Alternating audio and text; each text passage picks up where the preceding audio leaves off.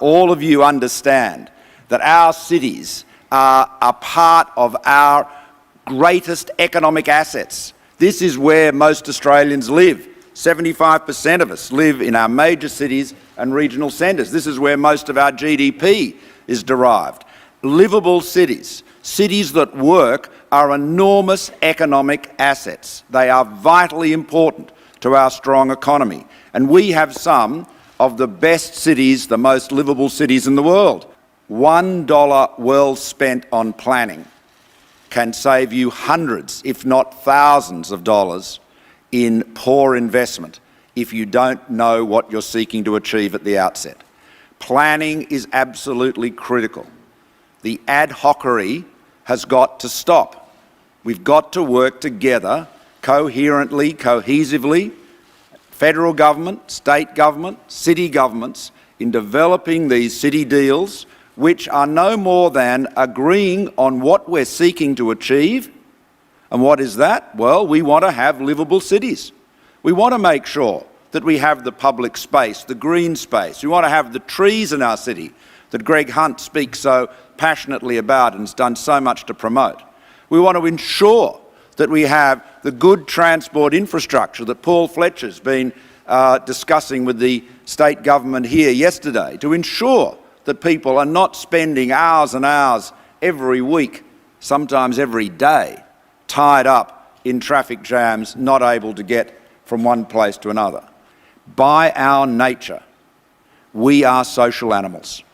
We are at our most productive, our most creative, our most innovative when we are together, when we get together. And that is why an efficient city, a livable city, is absolutely critical to the development, to the growth of our economy.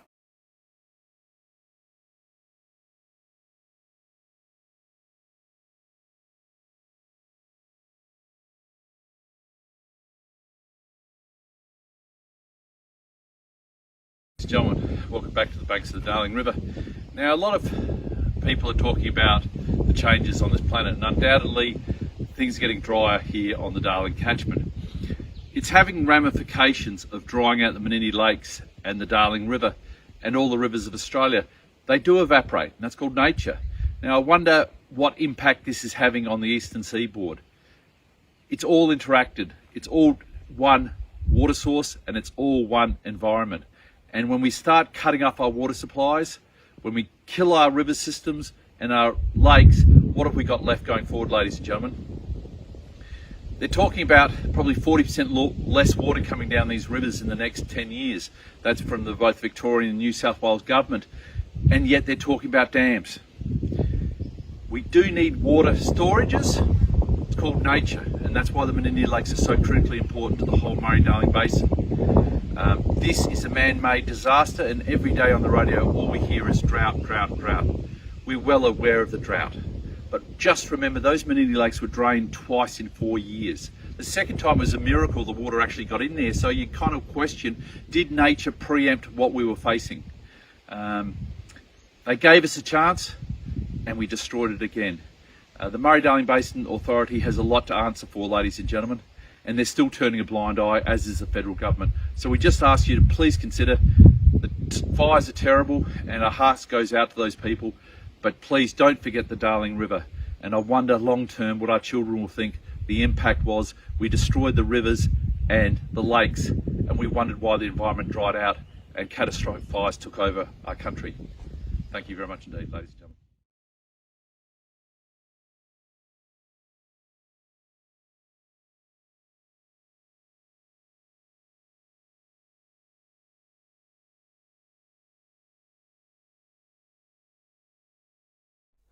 A state of emergency declared.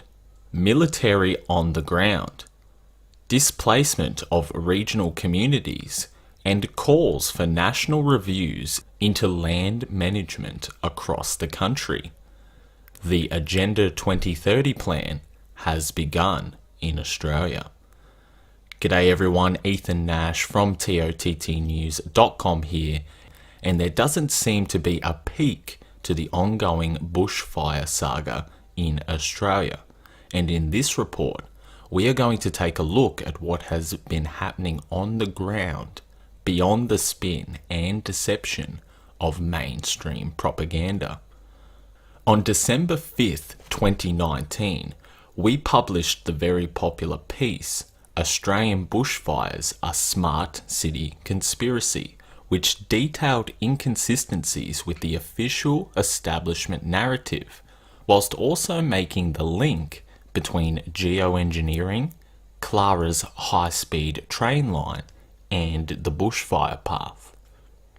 In this piece, we provided details of land already acquired for development in fire-affected regions, a brief history of documented geoengineering in Australia, and direct correlations between the fire paths.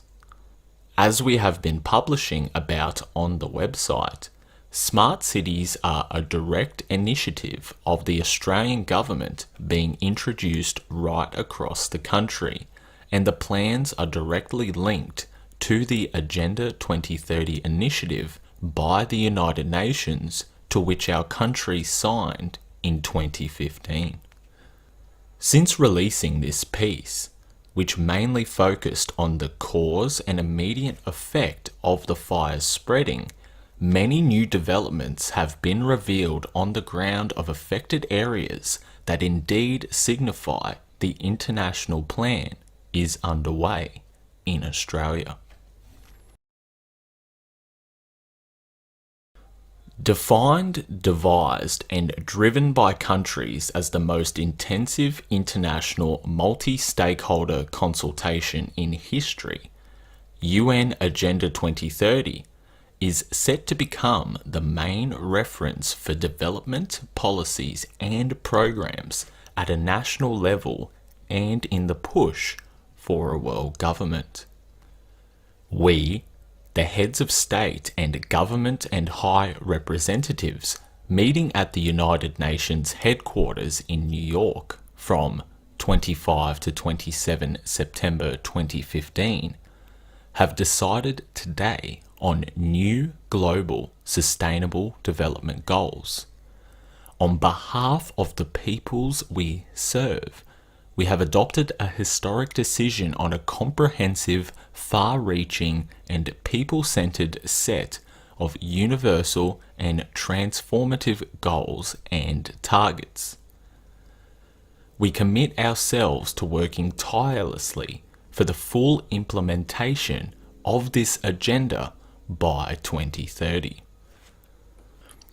The Agenda 2030 plan calls for a sustainable model that introduces further measures of control of all facets of life under the guise of preventing so-called unpreventable climate conditions in the future.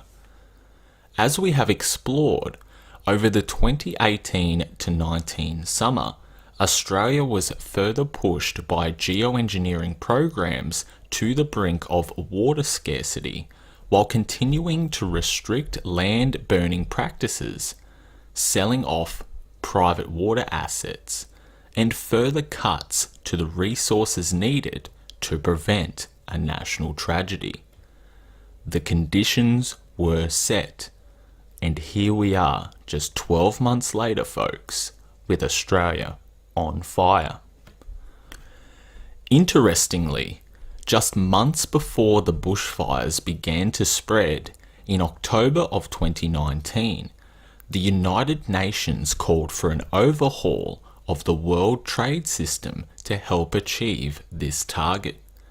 This followed a historic United Nations climate summit in which the map was laid out for achievement of the plans.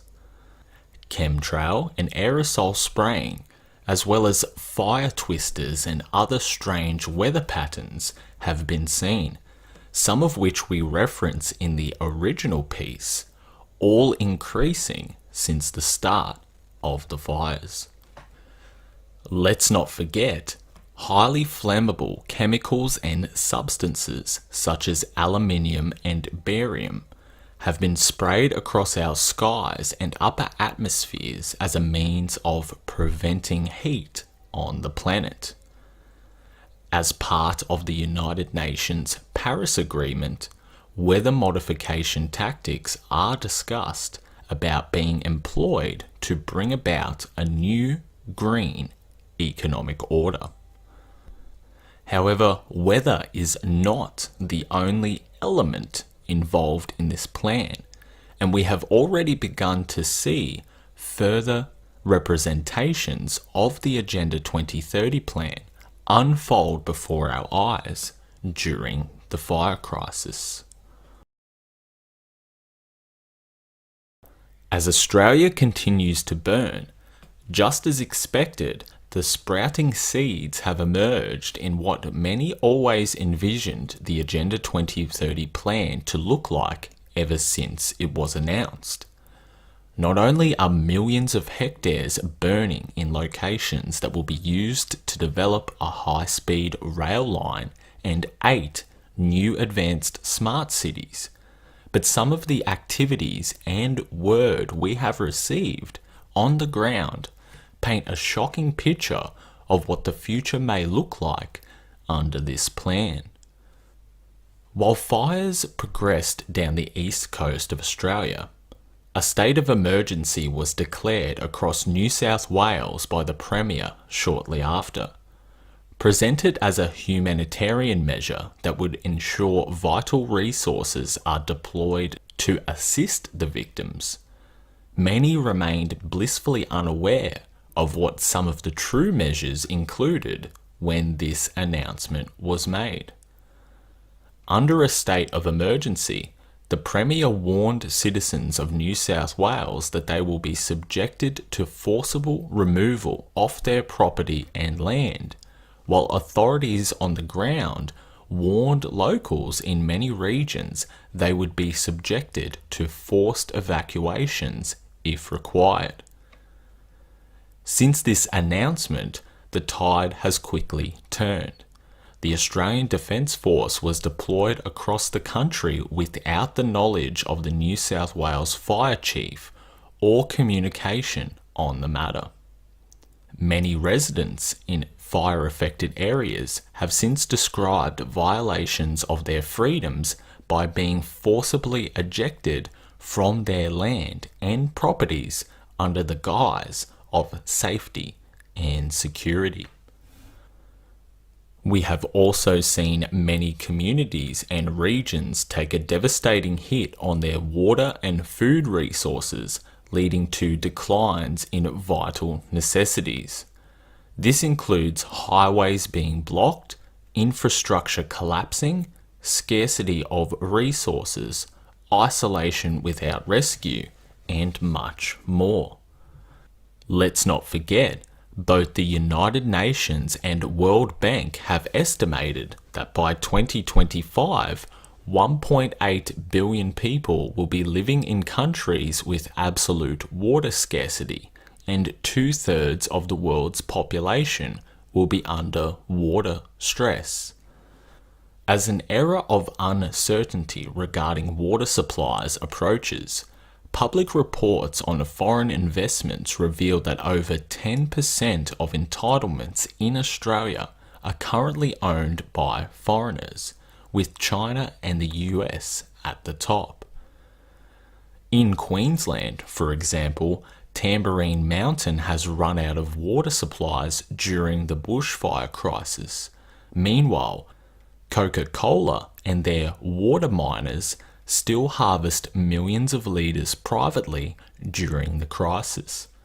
Furthermore, many are experiencing power generation problems across the country, as residents are urged to cut back on their energy consumption and regions go without power. Third world conditions, forced evictions, and depleting resources all unfolding before our eyes. And it isn't just humans that are being affected. We have all heard about the so-called estimates of wildlife extinction during the fires. Interestingly, and what not many people are discussing, is the effect on livestock industry. Australian industries have already been destroyed or exploited by the Lima Declaration, and now we are further seeing the destruction of our agriculture and farming. Firefighters have come forward to speak of the unprecedented conditions, noting it defies years of their understanding of fire pattern behaviours. Many have placed the blame on the government, especially since donation money is not reaching the services required. This has also been noted by state authorities, who have set up a new task force to investigate the cause of the fires, given the rapid acceleration and velocity of the spread itself, not to mention the arsonist link by many unknown agents of this unfolding plan. Many service stations and shops that are open are only accepting cash payments for goods and services, which has left many caught in a cashless, digital world stranded without support. ATMs and telecommunications towers are down, while cashless welfare recipients are left stranded. Interesting when you consider Australia's ongoing shift to a cashless society and recent continued pushes to pass legislation banning cash transactions over $10,000. To understand where the consolidation of all these resources will lead and some of the problems associated with the destruction of our natural resources, check out our Facebook video on the control of water and energy under the Agenda 2030 plan. As the story continues to unfold, we must also focus on the future of this plan as well. Are we seeing yet again a perfect execution of the Hegelian dialectic on an increasingly deceived public? For many years, the climate change lobby have continued to be fooled by a concerted effort to disrupt the natural environment and blame it on human beings in a push for sustainability. The sustainable measures, however, will be nothing short of economic and resource austerity. In relation to the fires this year, even the Volunteer Firefighters Association of New South Wales have called out establishment propaganda that implies that climate change is responsible. Despite these points, the masses continue to be fooled by the global warming narrative, as it plays right into the hands of bodies like the UN when offering sustainable solutions to save the planet. Create the problem, garner the reaction, and present the solution. The same old tricks at play. The next element to be examined is the cost and future plans that will eventuate after the fires have finally come under control. Ross Garnott and other experts predict the costs of the cleanup will be upwards of $20 billion, with the head of the new National Bushfire Recovery Agency stressing the significance of the task. Despite this gloom and doom programming, when examining the Smart City agenda, many would be shocked to learn that the government is actually benefiting on their route to sustainability. Indeed, if for some reason the fires weren't orchestrated, they are a godsend to the establishment. The proposed train line and accompanying smart cities were estimated to cost between $75 to $100 billion before the fires started, making it the largest infrastructure project in Australian history. $20 billion in damage, or $100 billion the right way? Yes, authorities are actually saving money in pursuit of the Agenda 2030 sustainability model. Now that the land has been incinerated away, another announcement has sprung up that a national review of land management will be undertaken, which is predicted to include further control mechanisms enforced on national parks and private land ownership. The mainstream media have already begun pushing feature pieces on the tough road ahead for Australians, which includes, quote, rethinking the way we live in a new era of sustainability. Let's not forget that Australia contributes billions of dollars in foreign aid each year, but instead of using the money to effectively prevent this from happening, the blame will instead be placed on everyday Australians who will face the burden of a weakening standard of living in future years. However, Australians are beginning to wake up to this ongoing plan, and the establishment is going into damage control over the discovery and spread of these ideas. In the last week, the bushfires have reached international appeal, garnering the support of many celebrities, organisations and charities across the world. From Facebook to television, Instagram and Snapchat, online communities are full of those wanting to get their piece of the pie on the attention. Through this explosion, many blatant hoaxes have been published by many online personalities who seek to further progress climate change and a green agenda to the masses. This has resulted in fake maps that ironically seek to disguise or downplay the smart city train line route. We've also seen fake donations and charities scamming individuals, and planted alternative conspiracies that focus on small aspects of the story like backburning hazard reduction and green policies. For the real donations that have taken place, like the $40 million raised by Celeste Barber, when will they actually receive this money? The fires are happening now, not when the Facebook clock expires, folks. Are these just PR stunts? We know they will all claim the donations back on tax through philanthropist efforts. Is this another way to drain the tax pocket dry in the future? Furthermore, where will all of these donations go?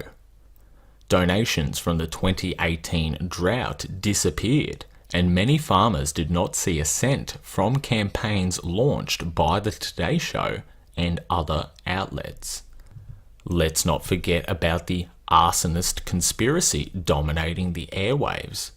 If there is real arsonists, it is the terrorists using geoengineering tactics to first cause severe drought at the turn of 2018, 19 and prior, and then prevent rainfall heading into this year's bushfire season. The lack of backburning and green agenda in places such as councils and state governments are only part of the problem. They knew Australia would burn, prevented and manipulated the conditions, cut resources and instigated a drought before further intensifying the flames with the same geoengineering tactics. But their game seems to finally be coming to an end in the age of information, and thanks to your support in spreading the word. But we must act quickly. In recent weeks, theories expressed in our first feature piece have been widely spread online and have forced the mainstream media to publish many hit pieces attempting to discredit the information. Outlets from Murdoch-owned news.com.au to The Guardian, BuzzFeed and others have all taken to their platforms for a coordinated attempt to dominate Google searches on the topic and drive readers to their pages while attempting to discredit the theories while they're there. News.com.au even posted an article this week that forgot to crop out our website name out of the title, leading to an onslaught of trolls and spam bots hitting all of our channels in the last 48 hours. This has resulted in our articles being pushed down in Google results, going from 2nd to 7th on the list of bushfire conspiracy searches with their publishings. What are they so afraid of? Could it be that Australians are finally breaking free of the conditioning around them and starting to ask questions? In going for broke, many average Australians who once dismissed so-called conspiracy theories such as Agenda 2030 are now starting to take these ideas on board after witnessing the unusual nature of both the fires, the response, and the defences put up. Their narrative is falling apart with each share or each discussion begun. Australians, the time to form together is now. In the age of connectivity, we must capitalise on the opportunities we have at our disposal to connect and share information with one another before increasing digital surveillance states creep further into our personal lives. I implore all of those interested to sign up to our website, which will in turn help you stay up to date with us and connect with like-minded Australians also interested in this information. The internet is a land of censorship and manipulative algorithms, and this is the best way to stay in touch with our work on this subject and other critical topics in Australia. Please consider subscribing to our channel for more and share this video with friends and family who might be interested in the information. And as always, stay tuned to tottnews.com for all of the latest in real news and information from Australia. Thank you to everyone for watching, and you all take care of yourselves.